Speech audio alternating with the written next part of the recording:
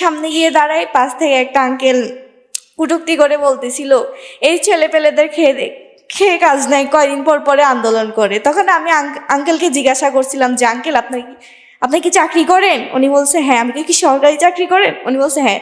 আমি বলি আপনার তো কোটা আছে, তাহলে আপনার ছেলে মেয়ে তোর কোটা পাবে, আমরা কি করব? আমাদের তো কোটা নাই, আমাদের পড়াশোনা করে লাভ কি হবে তাহলে?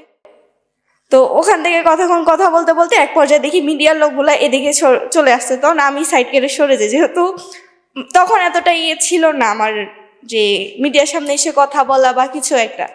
তো তখন ওখান থেকে পরিচয় হয় আমার এখন বর্তমানে উনি বাংলা ছাত্র ফেডারেশনে আছে, যিনি সাকিবুল রনি। ওনার সাথে পরিচিত হওয়ার পর ওনার সাথে নাম টাম বললাম, আমার পরিচয় দিলাম, অ্যান্ড ওনার পরিচয় জানলাম। পরে আমি ওনাকে ভাইয়া বললাম যে আমি কি স্লোগান দিতে পারি? তো তখন কোনো মেয়ে ছিল না, কিন্তু ওখানে শুধুমাত্র হাতে গোনা 15 থেকে 20 জন ছেলে।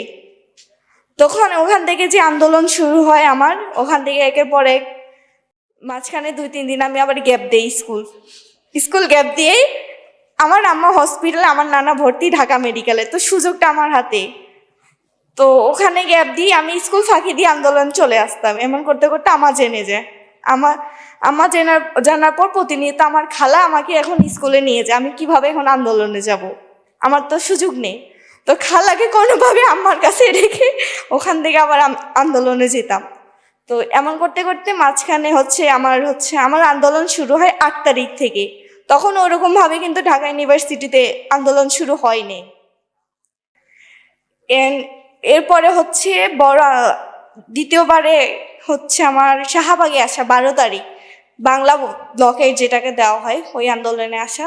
এরপর আবার কয়েকদিন গ্যাপ পরে 14 তারিখ রাতে যখন হাসিনা গালি দেওয়া হয়, এক প্রকার গালি, এটাকে বলা হয় নাতিপুতি কি এটা গালি, তো কোনটা একটা গালি না মানুষকে দেওয়া। তো এই গালি শোনার পর আম্মাকে বলছে অনেকবার যে আম্মা আপনিও চলেন আমার সাথে, আমিও যাব, আপনিও চলেন, আম্মা তো বের হতে দিবে না। তো 15 তারিখ আবার সুযোগ, আম্মা আবার আমার নানাকে নিয়ে হসপিটালে, আমার সুযোগ। আমার ভাই ছোট ভাই, ওরও মাঝখানে কয়েকদিন নিয়ে আসছে আমার সাথে। তো 15 তারিখ ভাগ্য ভালো, আমার ভাইকে আমি নিয়ে আসিনি সাথে করে, ওকে রেখে আসছি। ও অনেক জোরাজোরি করছে, অনেক জোরাজোরি বলতে অনেক কান্নাকাটিও করছে ওই দিন যে আমার সাথে আসবে, কিন্তু আমি ওকে বাসায় রেখে আসি। আসার পর ওখানে এর মাঝখানে অনেকের সাথে পরিচিত হয়ে যাওয়ার, যেমন উমা আপু, সালমা আপু, অনেকের সাথে। তো এমন করতে করতে এরকম ভাবে আমার সামনের সারিতে চলে আসা। তো সামনের সারিতে আসা এক প্রকার মায়েরও খাই, 15 তারিখে মার খাওয়ার পরে অনেকে বলছে যে আমি মারা গেছি। 15 তারিখে একটা ঘটনা বলি, আমাকে যখন মারার পর আমাকে আমার সাথে দেখা হয় সীমা না, হ্যাঁ ওনার নাম সীমা আক্তার, ওনার সাথে দেখা হয়। যখন আমাকে মৎস্য মন্ত্রণালয়ের একটা গাড়িতে করে, প্রাইভেট কারে করে যেন আমাদেরকে নিয়ে যায় মৎস্য মন্ত্রণালয়, কারণ আমাদেরকে মারার পর গাড়িটাকে কয়েকবার গাড়ির উপর হামলা করা হয়। এমন করতে করতে আমরা মৎস্য মন্ত্রণালয়ে নিয়ে যাই, ওখান থেকে আমাদেরকে বারেন হসপিটালে নিয়ে যায়। বারেন হসপিটালে নেওয়ার পর যখন আমার এতটাই ইনজুরি, আমার সেন্সলেস, আমার তো কোনো সেন্স নাই, আমি কি বলতেও পারবো না। যখন আমার সেন্স আসে, আমি পানি চেয়েছিলাম, ওনারা আমার পানি নিয়ে এসে পানি ফেরত নিয়ে গেছে, পানি দেয়নি। যে ওরা আন্দোলন করে আসছে, এরা মারামারি করে আসছে, এদেরকে কোনো ট্রিটমেন্টও দেওয়া যাবে না, পানি তো দূরেই থাকে। ওখান থেকে আমরা কোনোভাবে বের হই, সীমা আপা যেহেতু উনি সিনিয়র মানুষ, উনি বড়, উনি আমাকে নিয়ে এখান থেকে বের হই, আপনার ইয়েতে যায়,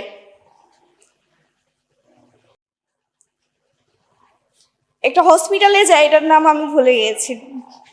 ওখান থেকে আমাকে প্রাইভেট একটা হসপিটালে নিয়ে যাওয়া হয় আর কি।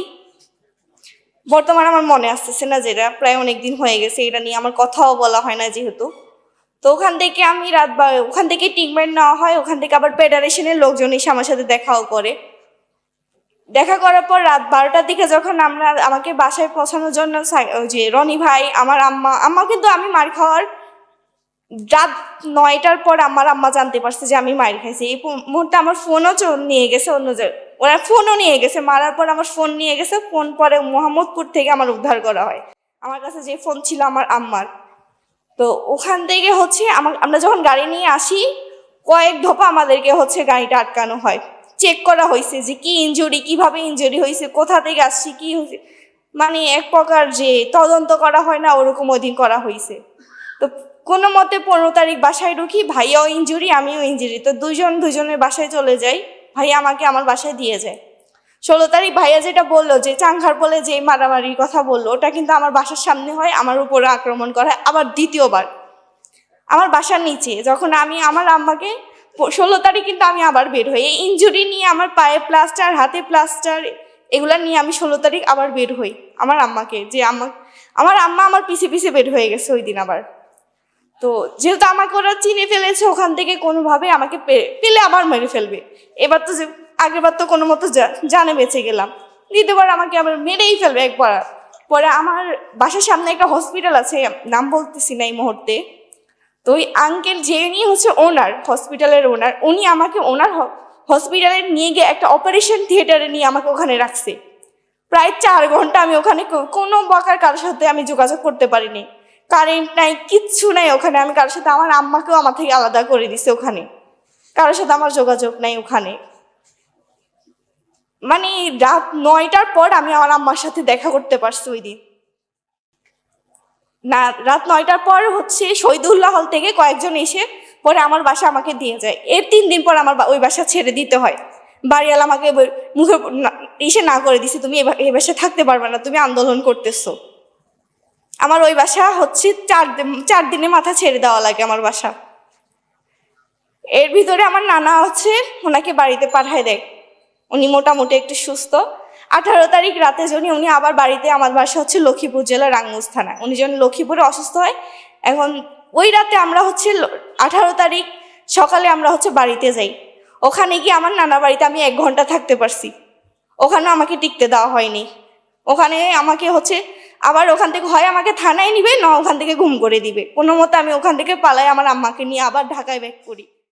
ওই দিন ঢাকায় 19 তারিখ হচ্ছে আমি ঢাকায় ব্যাক করতে, প্রথম আমি চাঁদপুর আসি লঞ্চঘাট, ওখান থেকে লঞ্চ বন্ধ, বাস বন্ধ, সব কিছু যেহেতু বন্ধ।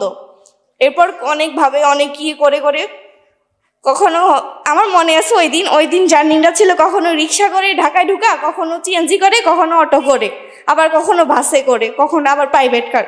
এমন করতে করতে যখন আমি হচ্ছি যাত্রাবাড়িতে আসি, তখন আমাকে আবার ধরে। যাত্রাবাড়িতে আসার পর আমাকে আবার ধরে, আমার আবার চেক করা হয় যে আমি কিভাবে ইনজুরি হয়েছে, আবার কি। এমন করতে করতে যখন 19 তারিখ আমি ঢাকায় ঢুকি, 20 তারিখ মনে আছে যখন আমি ঢাকা মেডিকেলে যাই, আমার সাথে রনি ভাইও যায়, তখন দেখি আহত যারা ওখানে ট্রিটমেন্টের জন্য যায় বা যারা হচ্ছে গুলিবিদ্ধ হয়েছে, তাদেরকে বন্ডে সাইন করানো হতো, বন্ডে সাইন করাতো। বন্ডে সাইন করার এখানে যারা ট্রিটমেন্ট নিবে তারা কিছুই বলতে পারবে না বাহিরে। কিন্তু আমরা দেখেছি কি, যারা ওরা বন্ডেও সাইন করেনি, বলছে মুখের উপর, ওই পরিচালকের মুখের উপর বলছে আমরা এখানে ট্রিটমেন্ট নিব না, মারা যাবো, তাও আমরা এখানে বন্ডেও সাইন করব না। এরকমভাবে অনেকে বের হয়ে গেছে, অনেকে কি ট্রিটমেন্ট নেই, বাইরে থেকে নেওয়া হয়েছে। এরকম করতে করতে কয়েকটা দিন যায়। এরকম আমরা হচ্ছে কয়েক দফা যাই গিয়ে গিয়ে দেখতাম, ঢাকা মেডিকেলে বা বিভিন্ন পিজি হসপিটালে গিয়ে গিয়ে দেখতাম। এর মাঝখানে আমার একটা সেফটি দরকার ছিল, যে সেফটি বলতে কি, এখন যদি আমাকে পুলিশে ধরে নিয়ে যায় বা ডিবি ধরে নিয়ে যায়, কোনো একটা গোয়েন্দা সংস্থা নিয়ে যায়, আমাকে উদ্ধার করবে কে? আমাকে তো তেমন কেউ চিনে না। তখন আমি 21 তারিখে বাংলাদেশ ছাত্র ফেডারেশনের একটা ফর্ম নিই, ওটা হচ্ছে আমার সেফটির জন্য, যদি আমার কিছু হয়ে যায় তারা আমাকে ছুটাই নিয়ে আসবে। তখন কিন্তু আমার বয়সও না, ওই যে ওদের ফর্মটা নেওয়ার বয়সও হয়নি, কিন্তু আমি আমার সেফটির জন্য ওই ফর্মটা তখন ফিল আপ করি, যে আমার হচ্ছে যদি আমাকে ধরে নিয়ে যায় তারা আমাকে ছুটাই নিয়ে আসবে। এই মুহূর্তে আমি কাউকে চিনিও না ওখানকার, যে আমাকে ছুটাই নিয়ে আসবে এই মুহূর্তে। এমন করতে করতে যায়, কয়েকদিন যায় এরকম। আমি প্রতিনিয়ত বের হতাম, কখনো বোরখা পরে, কখনো সিভিল ড্রেসে, যেভাবে পারতাম বের হতাম তখন। এমন করতে করতে হচ্ছে 3 তারিখ যখন আমি একদম সামনের সারিতে চলে আসি সমন্বয়কদের মাঝখানে, তখন আমাকে তো সবাই চিনে ফেলে। এই যখন আমি মিডিয়ার সামনে চলে আসি, তখন দফায় দফায় আমার বাসা থেকে, আমার মাকে বাবাকে ফোন দেওয়া হতো, আমার গ্রামের বাড়ি থেকে, আমার আত্মীয় স্বজন সবাই এক প্রকার হচ্ছে প্রেশার ক্রিয়েট করতো। যেমন আমার বাড়িতেও হামলা হয়েছে, আমার গ্রামের বাড়িতে আমার কাকা থাকে, কাকি থাকে, তাদেরকে পর্যন্ত থানায় নিয়ে কয়েক দফায় থানায় নেওয়া হয়। এরকম করতে করতে হচ্ছে যে 4 তারিখ আসে। 3 তারিখ যখন আমার এগুলো হয়, এগুলোর পর আমার দ্বিতীয় বাসা ছেড়ে দেওয়া লাগে। 16 তারিখে 16 তারিখ যে বাসায় ছিলাম ওখানে 4 দিনের মাথায় ছেড়ে দেয়। আবার 4 তারিখে আবার আরেকটা বাসা ছেড়ে দেওয়া লাগে আমার। পরপর 2বার বাসা চেঞ্জ আমার।